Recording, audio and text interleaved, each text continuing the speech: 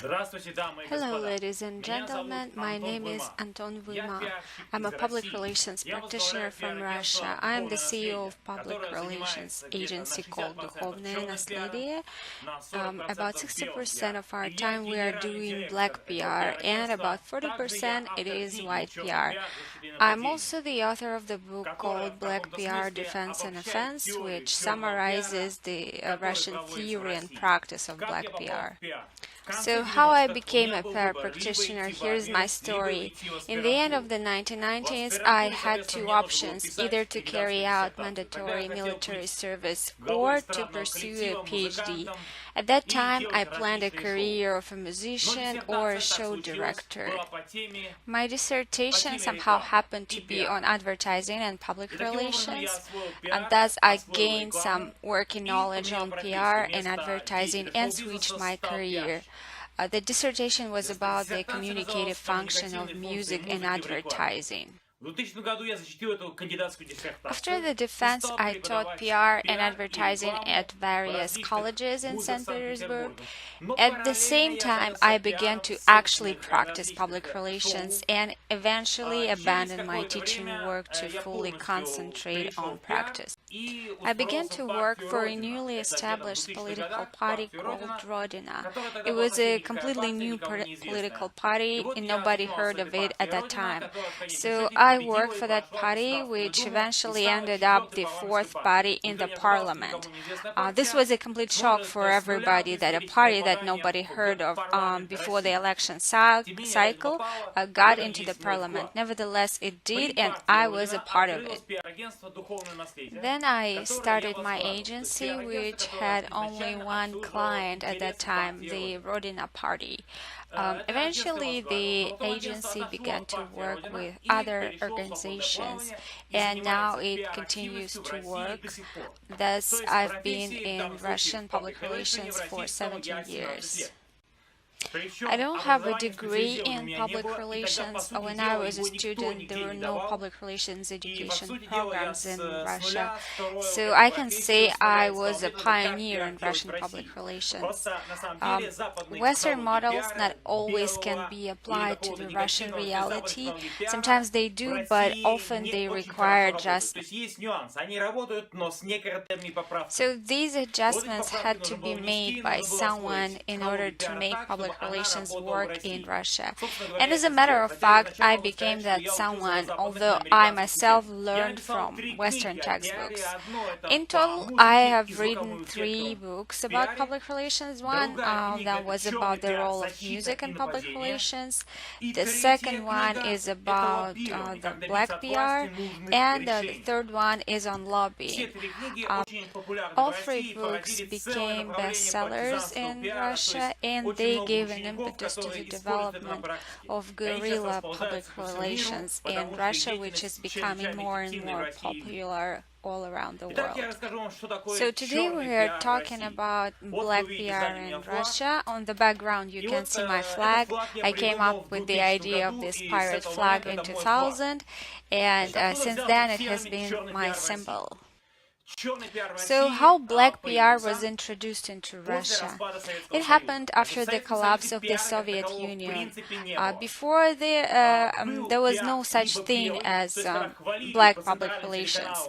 There was white PR, though. It's when the country's media praised Soviet leaders and their achievements on all TV channels, in all newspapers. That is public praise. So this was the only form of public relations, either praising or simply not mentioning. It can be said that something that remotely resembled black PR was present in the Soviet Union when Soviet leaders and media emphasized the negative sides of the West. But actual public relations began in Russia after the collapse of the Soviet Union. It was quite chaotic, but it emerged as a phenomenon, including black PR. It happened when media freedom became real. Media realized that they were allowed not only to deliver only positive information about leadership, but also they had a right to criticize high-ranking officials and corporations and others. So that's when black PR emerged.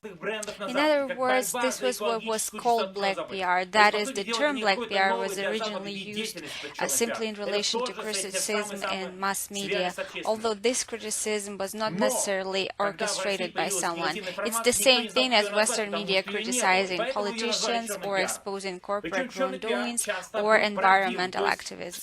So there had been no negative information in the Soviet media, and when media criticism was allowed, people simply labeled it as black PR. Moreover, negative information in mass media was actually often true. If somebody made something wrong, the wrongdoing was simply exposed through mass media. What is true about black PR, though, is that media were often paid to publicize such kind of information. So, in other words, if you would want to publicize your negative customer experience with some brand or some politician, you might have to pay to media. So often negative information in media was paid for. This phenomenon was labeled as джинса. То есть платные репортажи называются в России джинса. So all these kinds of activities fell into the umbrella of black PR. Of course, occasionally false information was used, but it didn't happen often because in the 1990s Russia, this was something that a journalist could be assassinated for. Criminal gangs were everywhere, and at that time, for fake criticism, a journalist could be simply killed. So normally journalists would carefully check facts and publish only confirmed information. Поэтому они находили настоящий компромат, то есть реальные факты. Во время выборов, естественно, черный This пиар is тоже what использовался в black 90-е, PR was. заметьте, что потом It was в 2000-х also widely перестал used использоваться. during election campaigns until the 2000s and in political wars among party coalitions, even between election cycles. Борются за место под солнцем, когда один другого выдавливает, один другого очерняет. То есть это было даже никак не связано с выборами. Now it is also used against market competitors. For example, if a businessman has a newsworthy compromising evidence against a competitor, he or she may pay to media for a publication. As a result, the competitor may lose its market share, or even an official investigation can be initiated. I know many cases when competing companies were completely destroyed by black PR. But again, I want to emphasize that there is nothing new in the use of black PR tactics for the Western companies. For example, there was a corporate war between P&G and Unilever in the 1990s. Unilever launched Persil Power, a concentrated laundry detergent, for the same price as the non-concentrated product Ariel by P&G. So in other words, Unilever's product was considerably underpriced compared to P&G's Ariel. P&G started a massive black public relations campaign in Europe where they sponsored numerous tests of Persil Power by various consumer activist groups. So all these tests revealed that this concentrated product damages fabrics, which is not a surprise because any concentrated detergent, and especially when the portion is large, would damage fabric more than a non-concentrated. P&G went out of their way to publicize this information through media, through washing machine manufacturers, through various activist groups, and so on and so forth. Eventually, Unilever had to discontinue its product, even though it proved in court that the product was safe. They simply lost the public relations battle. So this is a clear example of how black PR techniques are being used in the West. The campaign was based on truthful information, although a bit exaggerated. exaggerated. This is not fake news. False compromising evidence has been used as a tactic since ancient times, but surprisingly, black public relations tactics in Russia were based on facts, which were basically skeletons and closets. I believe that the term black PR should be also used in Western public relations practice because it's a separate activity based on publicizing unflattering facts and exposing misdeeds.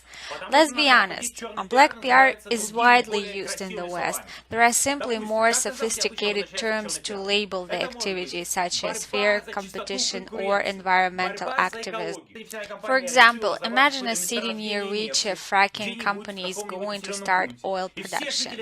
Of course, the local community would rebel against that company. They would protest, they would seek media attention, they would seek financial support and plan and coordinate their actions. This is nothing more than a black PR campaign against that fracking company. This is black PR which looks like activism. Who do you think donates to various activist groups? A lion's share of the money comes from corporations who have strategic interests and who want these activists to exist and to attract media attention, for example, competitors of those fracking companies and chemical plants, or PR agencies hired by competitors. This is basically how black PR looks like in the West, and I think it would be more honest to use the term for all these organized protesting activities. It would simply draw a demarcation line between white PR, which aims at promotion of brands, and black PR, which can be disguised as various kinds of activism and protests, but ultimately aims to destroy brands, companies, politicians, and so on. And in some cases, such negative information benefits the society, whereas in others, it doesn't. A chemical plant may pollute the environment no more than all its competitors do, but this plant gets attacks while its competitors not. This is, if you will, the black side of black PR. Now let's talk about the image of public relations in Russia and its peculiarities. One of the main features is here you cannot easily organize a positive event like a publicity and get media coverage out of it. Because if your event is positive and transparent, the press would think that you want to advertise your company, and they don't publish advertisement for free. For example, Red Bull organized their festival, the Flugtag in Moscow. They organize such festivals all around the world. And you know what? Media never mentioned that it was Red Bull who organized it. Their logo was intentionally blurred on footage. So they said there was a festival of flying machines and there was nothing said about Red Bull. So this is the specifics of PR in Russia. You may organize a publicity and get zero publications out of it. Not because it was a bad publicity, but because media considered it as advertisement. Or you may get coverage, but your brand would not be mentioned. So you have to conceal your PR messages and make them look like something other than PR. For example, we pitched a news story on behalf of the Association of Divers that a man dropped his €250,000 watch into a river. This went viral and it was a fake. So the press release was sent on behalf of the Association of Divers of St. Petersburg.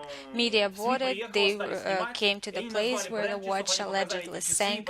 They mentioned the brand. They shown the picture of the watch and how divers were trying to find it on the river bottom for 3 days, and all that time the story was in the news, including international news. Then they pretended to find it, and media shown the watch and mentioned the brand. Because the press release was sent on behalf of the Association of Divers, media thought it was the Association of Divers who wanted publicity, and therefore they never mentioned the association while mentioning the watch brand Helmut, which was exactly what we wanted.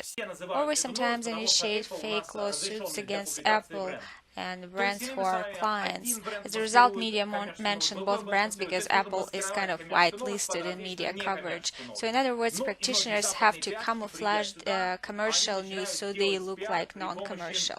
Also, many Western practitioners, when come to work here, they simply order paid publications. It's very easy to do in Moscow and in other regions. They simply pay to TV channels, newspapers, magazines, and get published whatever they want to be published. This is not official payments. It can be done through different PR and advertising agencies, and media would write about you everything you want. This is, if you will, paid PR, and it exists in Russia. If we talk about elections, black PR is being used, but only at local level in various municipal elections when candidates publicize compromising evidence against one another.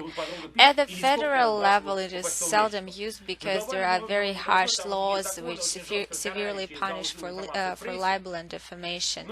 On the other hand, black PR has become useless since the end of the 1990s because other non-PR strategies have become used in elections. Now you don't have to persuade your voters to vote or to come to the polls. It is more about machinations with ballots. In other words, elections have become a contest among wheeler dealers. In theory, public relations must be fair, truthful, positive, but it's obvious that practitioners in Russia, in the West, and elsewhere work to protect the interests of their clients. Those clients have their own interests, and the top priority for a practitioner is to advance those interests. Western theorists suggest that PR is about establishing mutually beneficial relationships between an organization and its publics. That's true, but these beneficial relationships achieved as a result of strategic management of certain processes in order to make these processes to go in the direction in which your client wants it to go. It's not the publics from whom you get your paychecks, it's politicians, businesses, and corporations who pay you money and who hire you. Therefore, practitioners in Russia, in the West, and everywhere in the world protect the interests of the organizations they represent. Some people do it ethically, some don't. For example, our agency doesn't work for casinos, for companies that manufacture tobacco products and alcoholic beverages, or for any other businesses which we consider unethical, including bank loans, because they make people depend on banks. It's like a trap for many people. For this reason, we never develop campaigns for credit cards and other loan-related products, although we do work with banks as organizations.